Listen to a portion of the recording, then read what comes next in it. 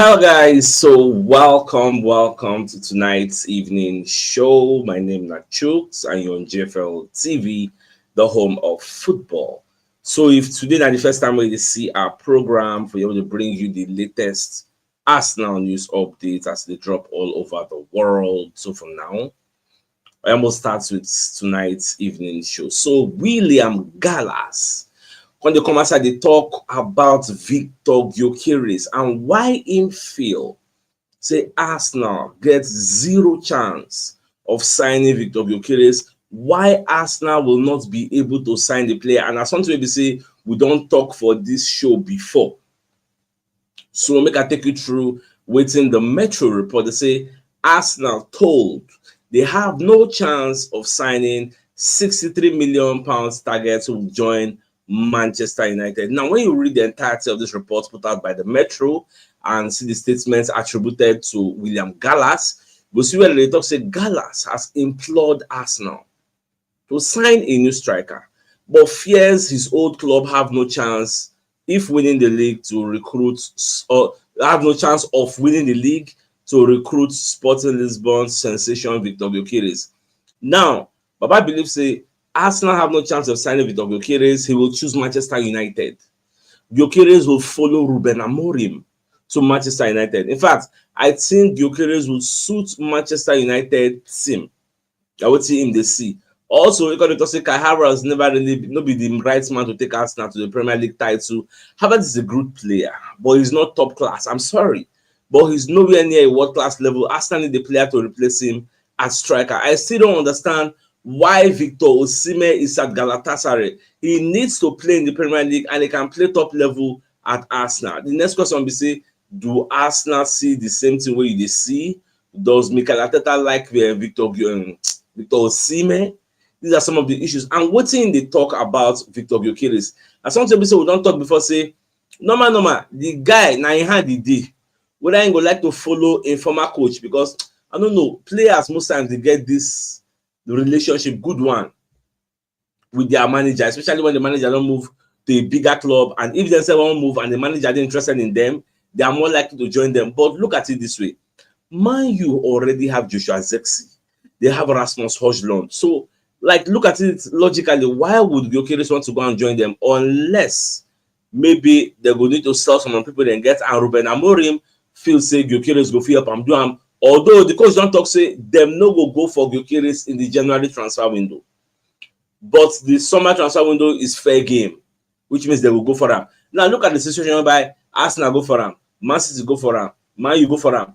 Who do you think in the balance of probabilities get the highest chance of getting this player? Let us not lie. Now Manchester United, unless the player won't follow our project, say okay, I want to play in Champions League because Man U never really see their period, and based on where they did this season, what is the guarantee they're going to make top four? So, well, we'll just watch and see how everything will unfold at the end of the day. We'll know whether the boy will join us. I've been at Manchester United, he will join. Now, Charles Watts, can they like explain why Odegaard returned to Arsenal? As I say, Martin Odegaard is returning to London. I will now stay at Arsenal during the break. He traveled out to Norway because they talk and say this guy been travel. He can't come back. He traveled out to Norway. But having spoken with the national team and being assessed by the medical staff of the national team, it was decided it would be best for him to head back to Arsenal to regain his fitness level, because what they do is, even though he played for Chelsea match, he's not 100% fit. So want him to regain his fitness level at Arsenal, pending or return will meet high flying Nottingham Forest side, because Nottingham Forest they bow the kind of ginger they carry for this new season. The fire you get, so mostly how it will be. So thank God say Rice, Odegaard, and Declan Rice and Saka, they still there with us. So that one also good thing.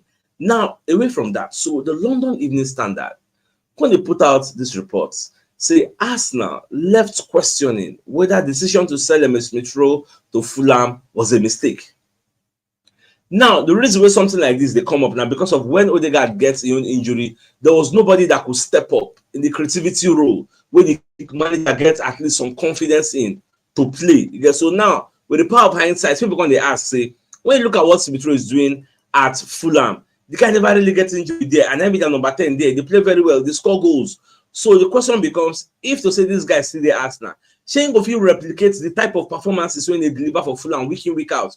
And when you look at it, some other people are arguing that as in there for Fulham, really they play every 3 days, they play once a week, so you get more time to rest and recover. Like, there's really no pressure on them to really perform. The major team, their major objective now, let us not go to relegation. They're not fighting for anything. They're not trying to qualify for European places. They want to say every season no go relegation. Just they here, you get. Now be their own mandate. So I don't know how I take see this team. Truly, do you think we are regretting why we did not get this player? That's another thing way me I don't know Shabbat. We'll just watch. Because for me, I will say if to say the guy still there, normal, Ateta go results to him. Because if you cast your mind back, once upon a time, this guy and Bukayo Saka help Ateta saving job. Because when you look at the report, they say while Arsenal lost further ground on the Premier League leaders, Liverpool, by drawing at Stamford Bridge at the weekend, one man they let go this summer had no problem stealing all 3 points for his team in a different part of London. MS Rowe was on the score sheet on Saturday's 2-0 win at Crystal Palace and continues to grow from strength to strength with Fulham. If so saying they Arsenal, would it be growing from strength to strength? These are the questions on the front burner, but it is what it is. We'll leave the guy main go enjoy it gets. So the same arguments can be put out for Fabio Vieira, although we say that oneself go where and go get your own injury, but it don't happen. We say it don't happen. Let's proceed. Now, funnily enough, away from all this brouhaha, so Jacob Murphy, come and talk about what happened to referee David Coote. So he can of the opinion say David Coote, as in there like this now, say this man no go fit become referee again for the EPL based on what he do. So now the two way Baba they explain, because when you check that video where David Coote they deny say no being there for that video, I can tell you for free now say the guy don't recount in testimony. Say yes, now he did the video. They analyze and talk sports. He don't agree. Say yes, making no lie. Now he did the video. Although say no, if you remember the context of the video, like what then they discuss for that video. Say no, if you remember, but now he talk all those things. Now, since now he don't agree, say now he talk Murphy they talk say there is no way we they go allow this guy come back, come officiate. And this is not something of recent in talk about, like maybe 2 or 3 years ago. No be new video. That video we say it don't take. So now Murphy they talk plenty things about the video just they somewhat sad. Why you go allow them record you where they talk that kind of thing? Like, who does that? This is part of the thing we call they make me say, why would you allow it? Even Mike Dean, maybe one of the former referees, when they talk say, what did the guy do? Say it is damaging for everybody involved, because former referee Mike Dean, they share in thoughts about David Coote on why the PGML suspend them. Like, why would you do something like that? See, Mike Dean when they explain, say it is normal. Say as a referee, you deal with your party them, maybe for beer parlor or maybe not for one place. They're going to discuss about normal referee will discuss within themselves now what's happened for this match. I see your own match. Why not give that guy red card? All those kind of talk. It is normal that you discuss with your friends, but not on video. When you know, say this thing, if you come out and if you come outside, if you destroy your career, you get okay. Now, people going to go back in time, going to check all the times when David Coote they for VAR, and all the times when they officiate Liverpool games. People going to say, no wonder now that is why you no give red card for year. That's why you no give penalty. You remember that famous match we play against Liverpool? We say Odegaard use hand touch ball. I know that I remember. Odegaard use hand touch ball. The VAR, the checker, they say no be penalty. It was David Coote in the VAR room. Now the narrative be say now because David Coote not like Liverpool, that is why he no penalize Odegaard for that handball. And that handball, if the referee give and send a penalty, nobody go argue because he really touched the Odegaard before he touched your hand. So the argument was they use that discretion to save us now. But because of what this man don't do now, people going to go back in time. If you get another one, you say Salah they run making go score. One defender just drag him back, they no penalize the person. David Coote was the referee on the day, so it just quite unfortunate. But in that they regret. He's saying they're sorry, but it is what it is. I don't think it will be forgiven. But the PGML never conclude their investigation, but it already admits say nah be that.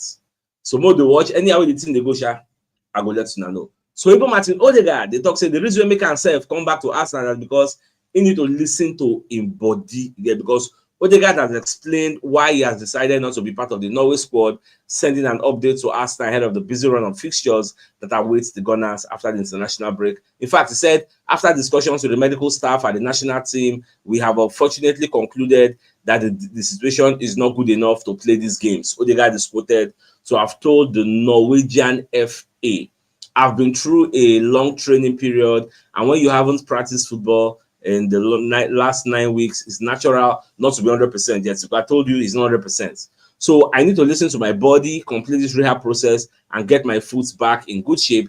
The hope has always been to be able to play national matches, and if I hadn't played the match versus Chelsea on Sunday, it would have been out of the question to participate anyway. So it's a very bad feeling to lose in these games. I love playing for Norway and with this team, but I have great faith in the boys and wish them the best of luck. There are still good opportunities to win the group. So it is what it is. So now we're going to get another report. Oh, let's see, from Sky Sports. We're going to analyze Manchester City with Rodri and without Rodri for you to know how important this Rodri be. So they say in the last 53 games with Rodri, Man City won in 39 games and they drew 13 and they lost just 1. Now, the last 24 games without Rodri, Man City won 14, drew 2, and lost 8. So you don't see how the guy is very, very important. In fact, they get a win ratio of 74% with Rodri, and they get a win ratio of 58% without Rodri. So that's why when I say he get injury, you see me, I was very, very happy it gets normal level. Now, another interesting update we're going to see. Now, the fact say there's this former footballer we won by Arsenal from Stan Kroenke. Now, some of you will ask, who be that one? Baba, now Flamini. Flamini get one biochemical company. The guy is worth billions, billions of pounds, more than 10 billion. So Baba the talk say Ingo they interested, like they say Arsenal go make some, because they say former Arsenal midfielder and billionaire businessman Matthew Flamini has long entertained the possibility of owning Arsenal, sparking interest among Gunners fans. Flamini, a fan favorite, made 153 appearances in his first Arsenal stint, helping the club secure FA Cup and all that. So, according to what they hear, they say Flamini is estimated to be around 10 billion. You get what he gets. So, will it be enough to fund a potential acquisition of any Premier League club, including Arsenal? Well, only time can tell, because I just say in the interested, because they say Flamini remains open-minded about the possibility of owning the club, especially one with emotional ties like Arsenal. Again, so these clubs, Arsenal and Marcel, have a special place in my heart. I never forget where I come from. In life, it's about the right time, place, and people. Let's see what the future holds. You know, so previously, now Spotify CEO Daniel Ek, 9B talks one by Arsenal, blessing at 2.8 billion. That one 10 that I don't forget how much we intend that we Henry the support them then.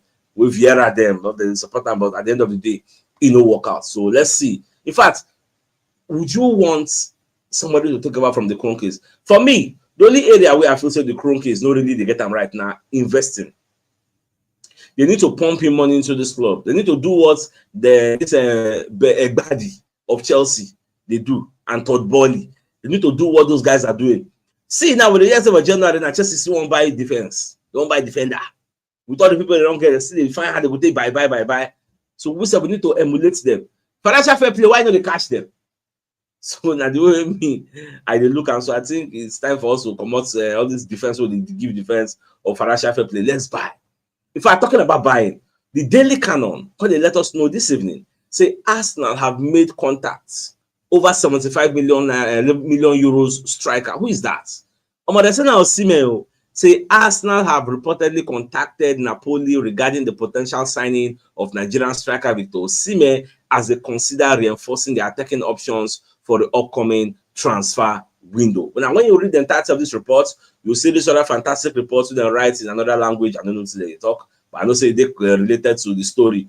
We'll just read. Now, when you look at the next slide, they say Arsenal will have to act decisively if they wish to beat their rivals to one of Europe's hottest striking prospects. And furthermore, when you read this particular report, Fenerbahce, they already put their hats in the ring. Go ask Napoli and say how much this guy will cost, because Fenerbahce understands Osimhen is on loan to Galatasaray. Now, from what you're going to read, according to this same report, Osimhen don't agree saying he go finish in loan for Galatasaray, because the guy don't play about 8 games. He scored 9 games, he scored 8 goals and 4 assists. That's about 12 goal contributions. The guy, they do fantastically well In fact, the guy be like a hero for there. They respect him, like they worship him, they love and die. So the possibility of signing Osimhen in January is very, very slim. Even though he has a gentleman's agreement with Napoli that he's able to leave in January, if so clubs can't look for him, and Arsenal and one of those so clubs. So I know now we say the guy don't change mind because they show and love. So they change mind, say okay, he will stay there beyond January. So at the end of the season, Arsenal will spoiled with so much options. Are we going for Sesko? Are we going for Vlahovic? Are we going for Osimhen? Are we going for Gyokeres? Like, we never really know. But in the interim, what are we doing? That is where Randa Kolomwani comes in. Look for a way to get a guy. In fact, now today I can even say Ivan Toney they struggle for Saudi Arabia. Say even fans the buan. Oh, boy, I don't just understand. But it is what it is. And so we just see all this thing. But January is very, very crucial. So the Mirror come and secondly put their own reports about the meeting with Arsenal, like Kroenkes, both the Kroenkes senior and junior, the Mikel Arteta, Richard Garlick, Tim Lewis, and I of the meeting where they won't do. Say it's going to be a showdown as Arsenal's summer transfer priorities become clearer ahead of showdown Kroenke meeting. The priority when you read the entirety of this report is we need to sign a striker in January. That is the top of the list of our scale of preference. So now the person will be say we need. Everybody they talk about them. Arteta knows this. Tim Lewis knows this. Even George Kroenke and Stan Kroenke know this. But will they bring the money? That's what the question is. So, my dear Arsenal lovers, for now, the biggest news of the night. Now, the fact that even William Gallas, they let everybody know, say, see, more bad, they say we won't go sign with Gyokeres. You know if you get a lady, you know if it's young, you know pussy. So it will make sense. Make you not going to do what we do against Vlahovic. We push on, we no see and cash. You get. So it go better make you go face the one way you go pick catch than to pursue the one way you no go see, because according to Gallas, they feel say nobody say Arsenal no be an attractive proposition. Nobody say Arsenal no get a good project, but that relationship of Ruben Amorim and Victor Gyokeres, it is very, very close. You get. So it will take something deep for the guy not to go and join the manager, because Manchester United is a big club.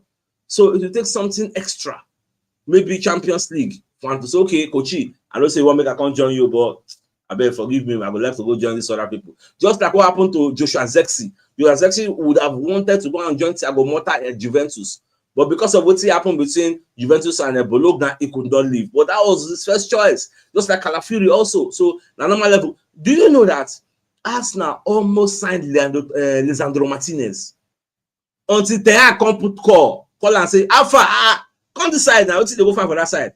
Baba run go based on Ten Hag influence. That's what a former coach can do. So, but let's just see. Anyway, Bisha, who knows? So, my dear Arsenal lovers, I think it's a fine place for us to call the show and end. So, till I come your way tomorrow morning to give you the morning news. So, then thanks for tuning in. Enjoy the rest of your night. Now, good night. And then I get out. All right, guys. Bye bye.